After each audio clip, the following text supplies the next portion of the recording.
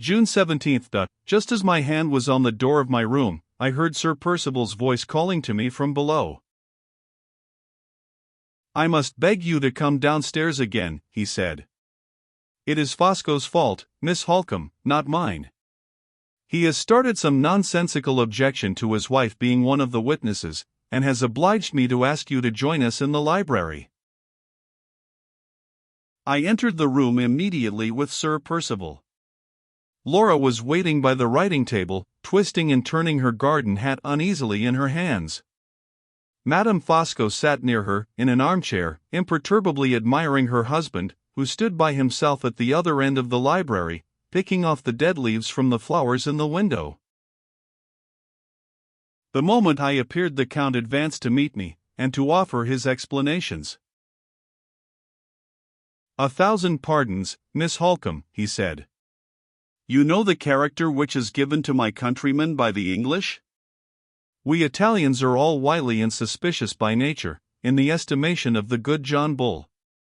Set me down, if you please, as being no better than the rest of my race. I am a wily Italian and a suspicious Italian. You have thought so yourself, dear lady, have you not? Well, it is part of my wheeliness and part of my suspicion to object to Madame Fosco being a witness to Lady Glyde's signature, when I am also a witness myself." "There is not the shadow of a reason for his objection," interposed Sir Percival. "I have explained to him that the law of England allows Madame Fosco to witness a signature as well as her husband." "I admit it," resumed the Count. "The law of England says, yes, but the conscience of Fosco says, no." He spread out his fat fingers on the bosom of his blouse, and bowed solemnly, as if he wished to introduce his conscience to us all, in the character of an illustrious addition to the society. "What this document which Lady Glyde is about to sign may be," he continued, "I neither know nor desire to know. I only say this: circumstances may happen in the future which may oblige Percival, or his representatives, to appeal to the two witnesses, in which case it is certainly desirable that those witnesses should represent two opinions which are perfectly independent the one of the other. This cannot be if my wife signs as well as myself, because we have but one opinion between us, and that opinion is mine. I will not have it cast in my teeth, at some future day, that Madame Fosco acted under my coercion, and was, in plain fact, no witness at all. I speak in Percival's interest, when I propose that my name shall appear, as the nearest friend of the husband, and your name, Miss Holcombe, as the nearest friend of the wife. I am a Jesuit, if you please to think so, a splitter of straws, a man of trifles and crotchets and scruples, but you will humor me, I hope, in merciful consideration for my suspicious Italian character, and my uneasy Italian conscience." He bowed again, stepped back a few paces, and withdrew his conscience from our society as politely as he had introduced it. The Count's scruples might have been honorable and reasonable enough, but there was something in his manner of expressing them which increased my unwillingness to be concerned in the business of the signature. No consideration of less importance than my consideration for Laura would have induced me to consent to be a witness at all. One look, however, at her anxious face decided me to risk anything rather than desert her.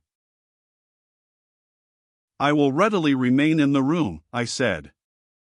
"And if I find no reason for starting any small scruples on my side, you may rely on me as a witness." Sir Percival looked at me sharply, as if he was about to say something.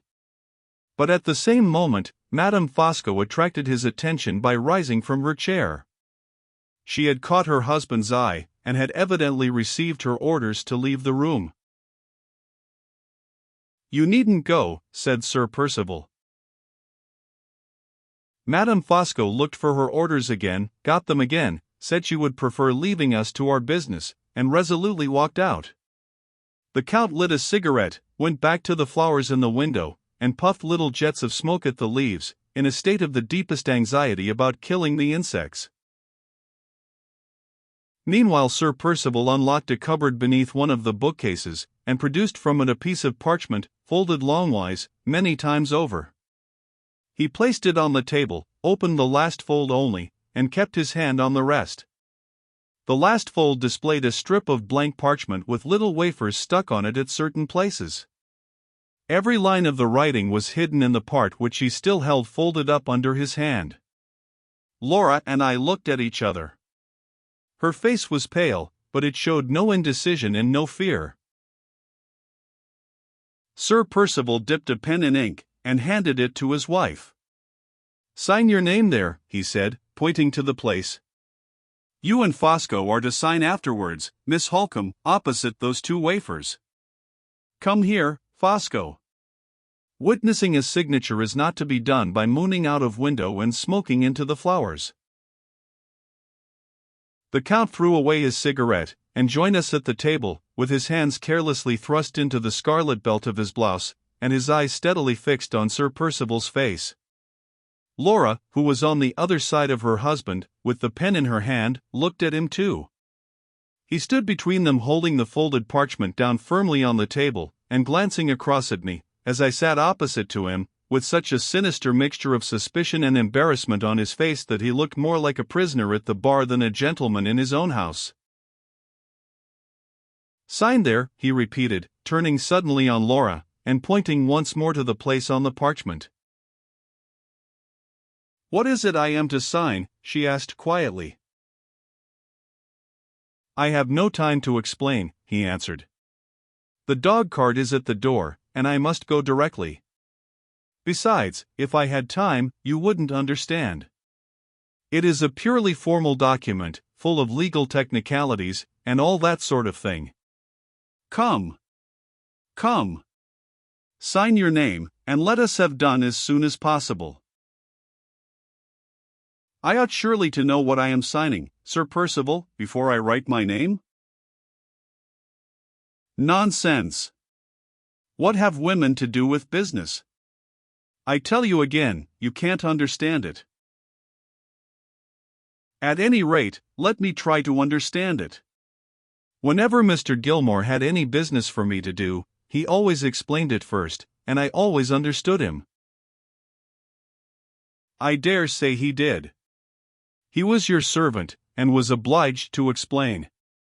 I am your husband, and am not obliged. How much longer do you mean to keep me here? I tell you again, there is no time for reading anything, the dog cart is waiting at the door. Once for all, will you sign or will you not?" She still had the pen in her hand, but she made no approach to signing her name with it. "If my signature pledges me to anything," she said, "surely I have some claim to know what that pledge is?" He lifted up the parchment, and struck it angrily on the table. "Speak out," he said. "You were always famous for telling the truth.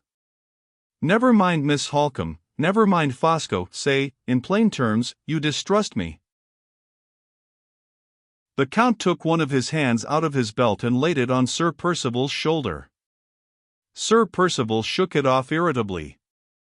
The Count put it on again with unruffled composure. "Control your unfortunate temper, Percival," he said. "Lady Glyde is right." "Right," cried Sir Percival. "A wife right in distrusting her husband." "It is unjust and cruel to accuse me of distrusting you," said Laura. "Ask Marian if I am not justified in wanting to know what this writing requires of me before I sign it." "I won't have any appeals made to Miss Holcomb," retorted Sir Percival. "Miss Holcomb has nothing to do with the matter." I had not spoken hitherto, and I would much rather not have spoken now. But the expression of distress in Laura's face when she turned it towards me, and the insolent injustice of her husband's conduct, left me no other alternative than to give my opinion, for her sake, as soon as I was asked for it. "Excuse me, Sir Percival," I said, "but as one of the witnesses to the signature, I ventured to think that I have something to do with the matter. Laura's objection seems to me a perfectly fair one, and speaking for myself only, I cannot assume the responsibility of witnessing her signature, unless she first understands what the writing is which you wish her to sign." "A cool declaration, upon my soul," cried Sir Percival. The next time you invite yourself to a man's house, Miss Holcombe, I recommend you not to repay his hospitality by taking his wife's side against him in a matter that doesn't concern you."